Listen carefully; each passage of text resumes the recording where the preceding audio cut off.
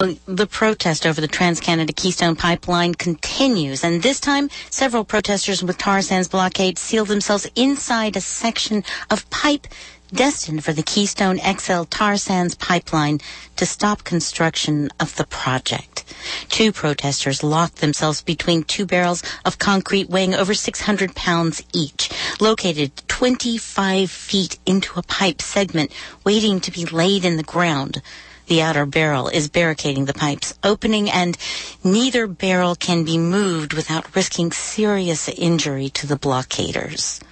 Joining us live is Tar Sands Blockade spokesperson Ron Seifert. Ron, thank you for joining us.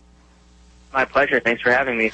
So first, tell us, what is the status of the two protesters locked between the barrels? Well, unfortunately, the two protesters have been extracted from the pipe. And, in fact, just as you stated in your introduction, they were extracted by risking serious injury to their body by the Smith County Sheriff's Department. Just to give your listeners a better visual, this is about a mile-long section of pipe, individual smaller sections all welded together, lying alongside of an open dug trench, just waiting for machines to slowly drop this pipe into the trench bit by bit. The blockaders climbed into the open end of that pipe,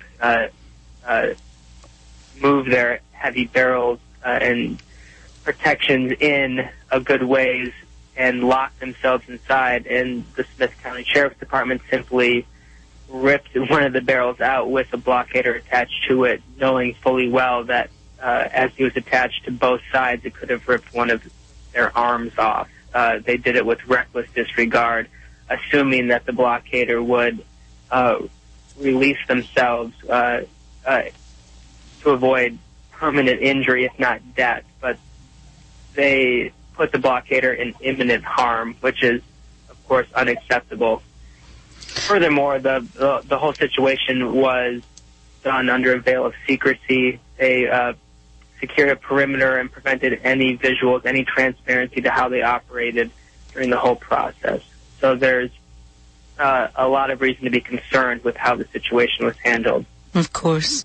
Well, now, there was an earlier action last week where two protesters, Diana Wilson and Bob Lindsay, also had chained themselves to actual material, the vehicles that were used for the construction of the pipeline. What are the names of these two protesters, and why did they decide to take this drastic measure? Well, Diane and Bob are lifelong friends and both waterkeepers from the Gulf Coast area. They have a history of campaigning against dirty petrochemical complexes that have systematically been poisoning our Gulf ecosystem. Diane and Bob are two individuals that certainly know that enough is enough, that the Gulf is already considered a sacrifice zone by the petrochemical industry, and to bring tar sands, the dirtiest fuel on planet Earth, into this area to further marginalize and pollute the already devastated ecosystems is just insult to injury. So they decided to take a stand and lock themselves to tanker trucks that were destined for the Valero refinery that shadows over the Manchester community on the east end, the Harrisburg area, just under the 610 Ship Channel Bridge, where Valero's refinery operates and has for decades been contaminating that neighborhood, causing incredibly high cancer rates, asthmas, lung problems for the local community there.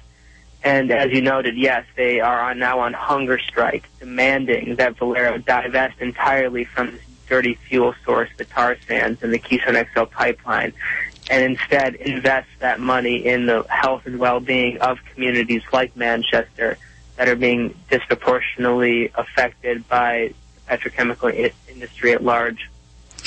Now, how did this protest impact progress today, in your opinion? Well, the construction site was shut down for the entire day. A pipe was not laid into the ground. So, in a short-term sense, that there was a success. The pipeline was stopped. But more importantly, the idea of building a movement, building resistance to the idea of the Keystone XL Pipeline, the idea that land itself can be expropriated for private profit, that a multinational corporation like TransCanada ought not have the extraordinary power of eminent domain to unilaterally seize private property used for its own benefit, and to call attention to the fact that this Keystone XL Pipeline does affect us all, that we need to get more people involved, spread the word, that this pipeline will open the floodgates to the largest carbon pool in North America, spelling game over for our collective future. Finally, Ron, a very quick question. We understand that some 40 communities worldwide have planned actions with Tar Sands Blockade during a week of resistance. Are you surprised by this kind of effort? Well, we're certainly humbled by the amount of solidarity expressed during the mass action in mid-November. As far away as the Philippines and the UK, communities got together to express their opposition to runaway climate change caused by these extreme energy extraction practices. And all across North America and the United States, we saw communities rising up to defend their homes and show solidarity with Tar Sands Blockade, which is hopefully moving direct action forward. And Ron Seifert, rational practice. Tell us what the website is where people can get more information or make donations. For folks that want to know more about Tar Sands Blockade and how to stop the Keystone XL Pipeline, they can visit tarsandsblockade.org and learn all about our recent actions or updates and donate or come support the campaign and become a blockader yourself. Ron Seifert, thank you for joining us with your time today. Hey, it's my pleasure. Thanks for having me.